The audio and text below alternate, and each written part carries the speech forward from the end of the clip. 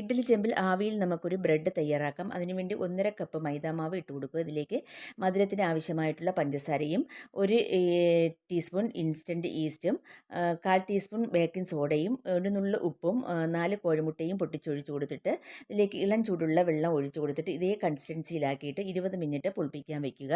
എന്നിട്ട് ഇതിലേക്ക് കുറച്ച് ഉണക്കമുന്തിരി ഇട്ട് കൊടുക്കാം. അതിനുശേഷം ഒരു കേക്ക് ട്രേയിലേക്ക് കുറച്ച് എണ്ണ ഒഴിച്ച് കൊടുത്തിട്ട് ഈ ബാറ്റർ ഇതിലേക്ക് ഇട്ട് കൊടുത്തിട്ട് നമുക്ക് ഇഡ്ഡലി ചെമ്പിൽ ഇളം ചൂടുള്ള വെള്ളത്തിൽ ഒരു 40 മിനിറ്റ് വീണ്ടും ഒന്ന് പുളിപ്പിക്കാൻ വെക്കുക. അതിനുശേഷം ഫ്ലെയിം ഓണാക്കി മീഡിയം ഫ്ലെയിമിലിട്ട് 45 മിനിറ്റ് ഇതൊന്ന് ബേക്ക് ചെയ്തെടുക്കണം. അതിനുശേഷം ഡിമോൾഡ് ചെയ്യാം. വളരെ ടേസ്റ്റി ആയിട്ടുള്ളൊരു സോഫ്റ്റുമായിട്ടുള്ള ഒരു ബ്രെഡാണിത്.